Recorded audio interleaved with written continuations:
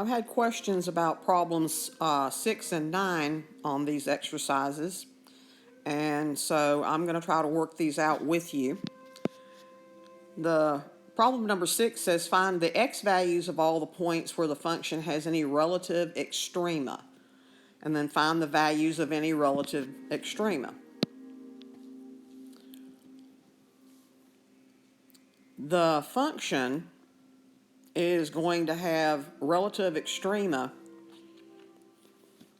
on intervals throughout. What you need to do first is you need to actually take the derivative and set it equal to 0 to find out where its max and its mins are. This is going to be a two-step process. So the first thing we're going to do is take the derivative. And the derivative of negative x squared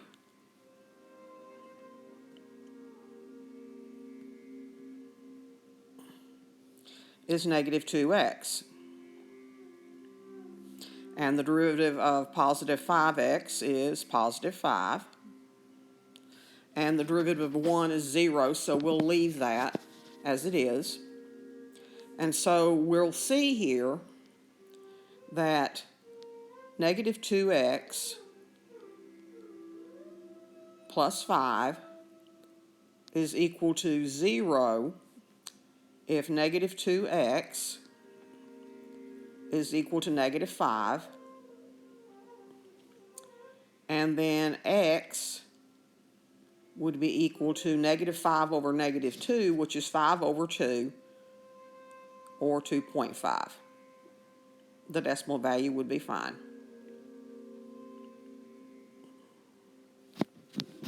And so what we'll do is we'll designate here that 0 is going to be right here. So we'll have both positive and negative numbers that we can deal with. And 2.5 then would be right about here.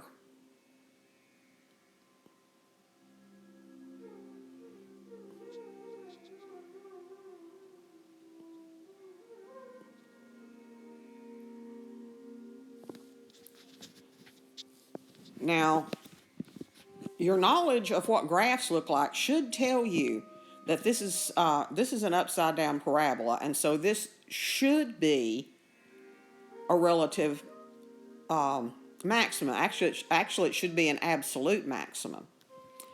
But in order to actually be sure that you understand that, what you want to do is you want to actually pick numbers that are on the interval from negative infinity to 2.5 and from 2.5 to positive infinity. That's a really funky looking infinity sign, I guess.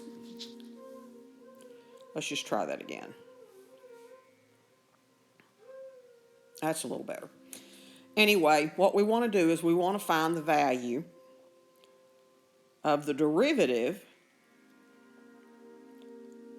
of some number that is to the left of 2.5. And 0 is definitely to the left of 2.5. And so f prime of 0 would be negative 2 times 0 plus 5, which means that f prime of 0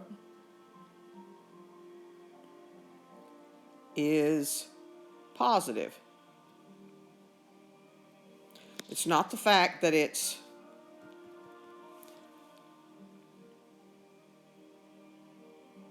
let's just write it this way.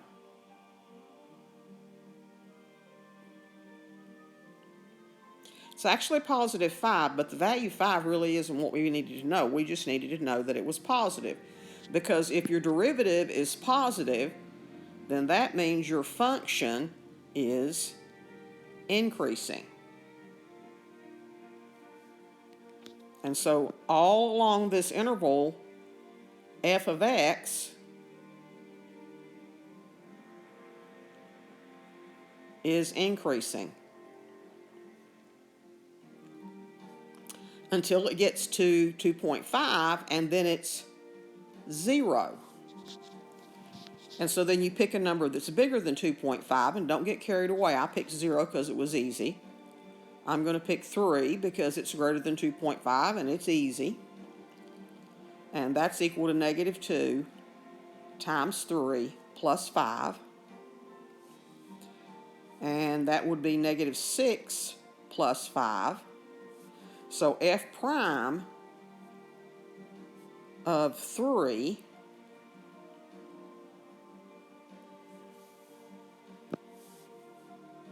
I really got to get a new stylus.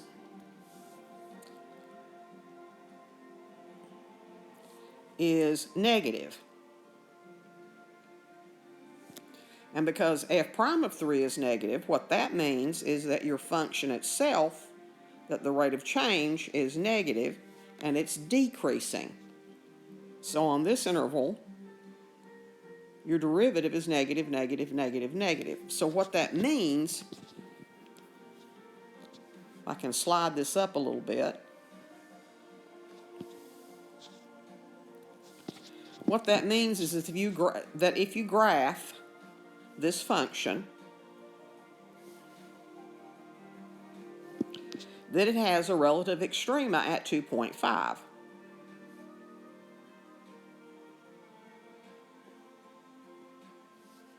And if you want to know what the y value is, then you simply plug in f of 2.5. Remember, that's in the original function now. F of 2.5 would be equal to 2.5 squared, and then change to a negative number. Let me grab my calculator.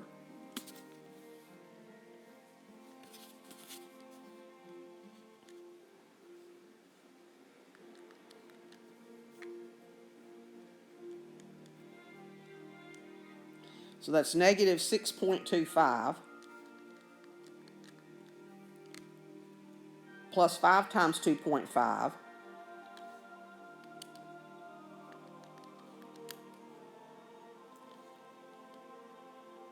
plus 1. And so that's 7.25.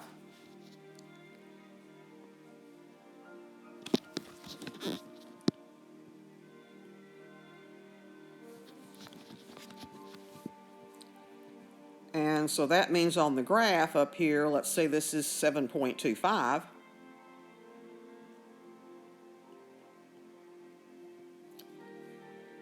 There's going to be a maximum point there. And not only is that going to be a maximum point, the other things we know are that it has a y-intercept at 1.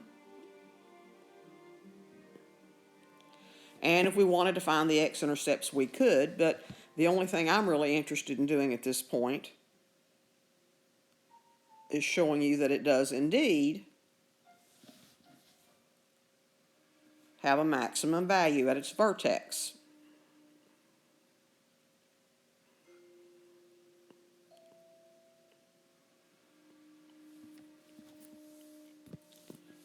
So the points where there is relative extrema, the x values of those points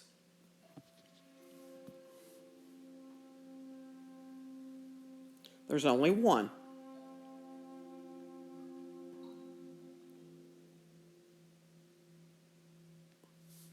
And the values of the relative extrema is the y value paired with that x value. So your relative extrema are 2.5, 7.25.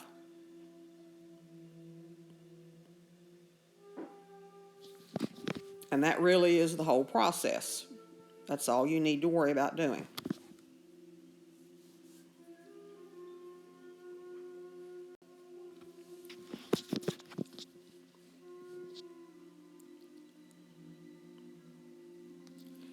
This problem works exactly the same way, except that it's an application problem.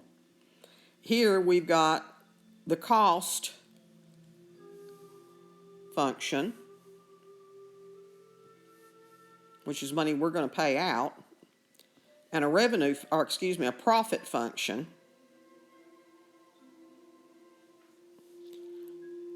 I'm sorry, not a profit function, a price function in terms of quantity, which is actually a demand function. And what we want to find is the number of units, Q, that produces the maximum profit.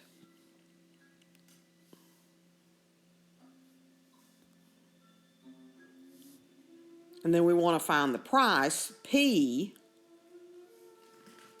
that produces the maximum profit, which means we're going to have to substitute it back into P. And then we want to find the actual maximum profit itself.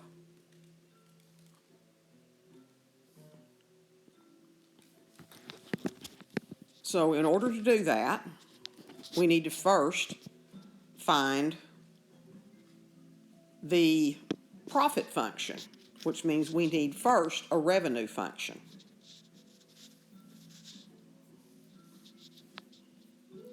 So revenue is cost per unit times the price per unit.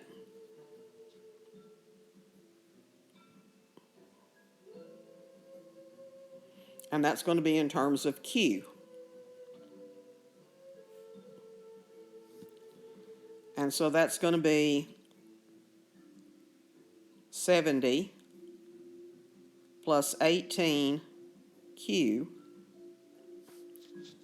times the price function, which is the price of each unit, and that's 70 minus 2Q. And so then if we multiply that out, we have our revenue function, which would be 70 times 70, which is 4,900,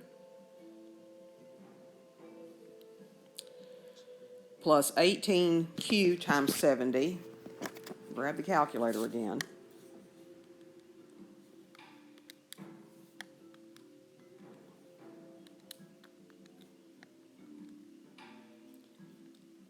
which is 1260.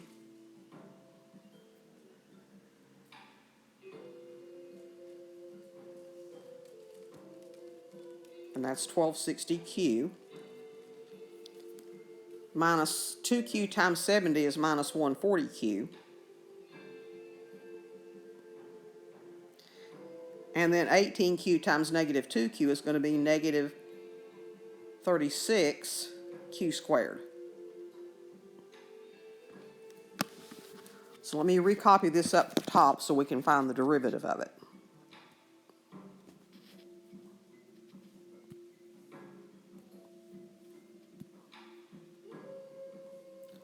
R of Q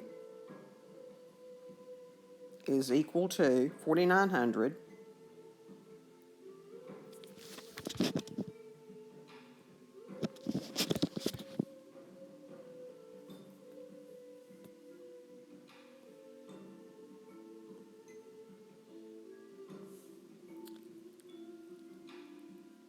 let's see, 1260 minus 140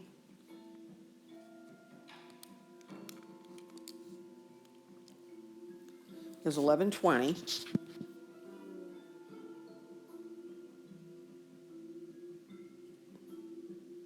Q minus 36Q squared.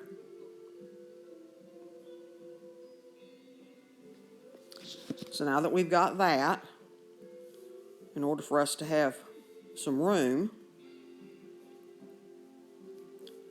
I'm going to erase all my scratch work here so that we can actually find the derivative.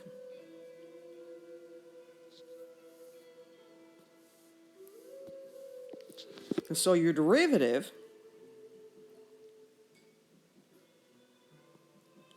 R prime is going to be 0 plus 1120 minus 72Q. And again, we're going to set that equal to 0 to find the extrema. And that's going to tell us that Q, which is the extreme value, is equal to 1120 over 72.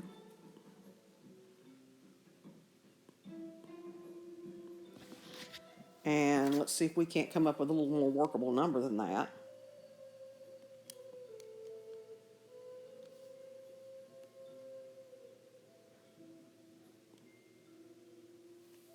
And that's about 1556.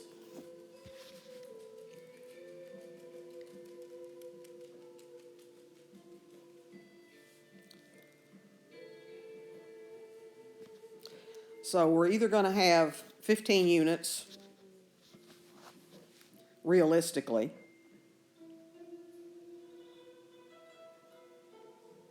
or we're going to have 16 units. And what we have to do is figure out which one actually does produce the maximum profit. Now, if you want to verify that this actually is going to give us a maximum, what we need to do is do the sign test that we did before. So let's put 0 on here. And let's say 15.56 is somewhere along here. It really doesn't matter where it is. And we're going to test the interval from 15.56 to infinity, and from negative infinity up to 15.56. So if we plug in 0 into your derivative, then r prime of 0 is going to be positive, because it's 1120 minus 72 times 0. So this side is positive. And if you plug in, let's just go ahead and say 16, since that's something we're going to want to find in a minute, we'll see that 1120 minus 72 times 16 is actually negative. And so here again, we're going up, up, up, up, up, up, up, up, up, hit a maximum, down, down, down, down, down. So same situation as before, where you found the maximum revenue. Now, the number of units is either 15 or 16. To find the price that produces the maximum profit, we need to first find the maximum profit. And the maximum profit is achieved by plugging in 15 and 16, not the 15.56, but 15 and 16 into our price function. So the price for 15 units that's going to produce a high profit is going to be 70 minus 2 times 15.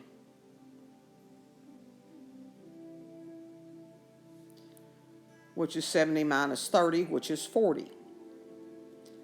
And that would be $40 per unit. Whereas the profit for 16 units, and it's actually probably going to be less, is going to be 70 minus 2 times 16, which is 70 minus 32.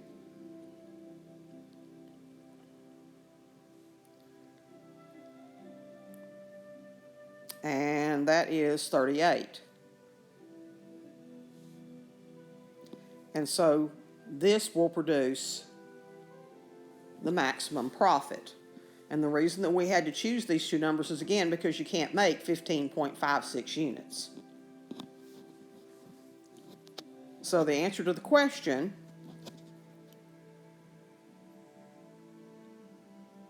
(15 units)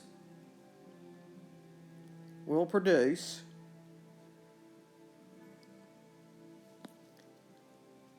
a maximum profit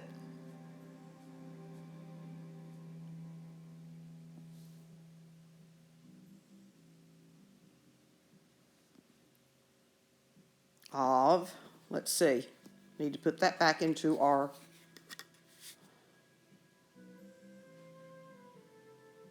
We need a profit function now. Your profit function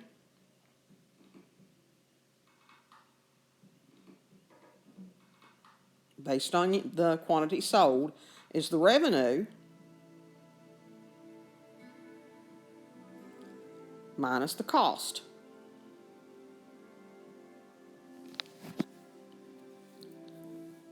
And so we need to figure out what that is. So again, I need a little bit more room. I'm going to erase a few things.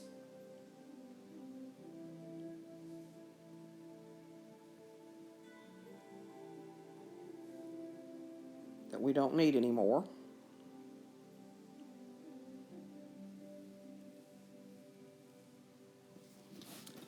And so the profit function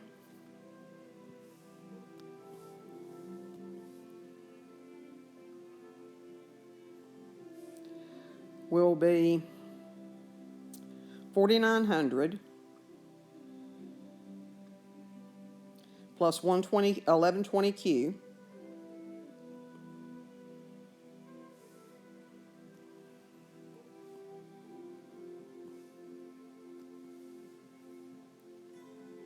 oops, wrong one.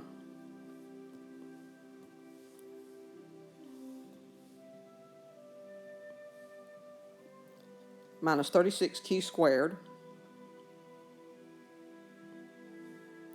minus your cost function, which is going to be minus 70 and minus 18Q.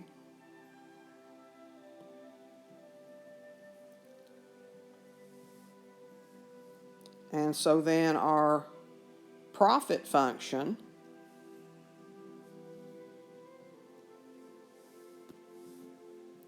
P of Q is 4830 plus 1102 Q minus 36 Q squared. And so when I plug that into the calculator, 4830 plus 1102 times 15 for the quantity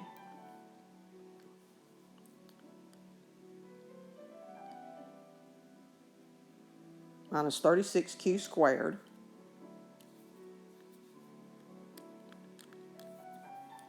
which is 36 times 15 squared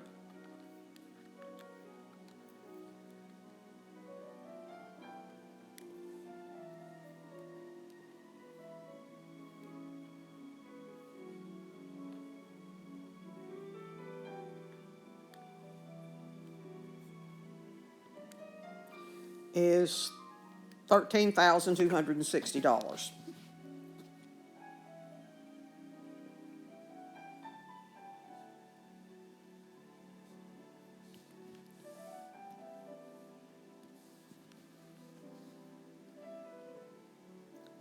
And that's at a price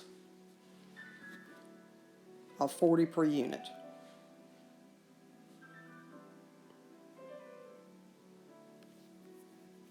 Okay? So I hope that makes more sense now. And if you have other questions, just let me know.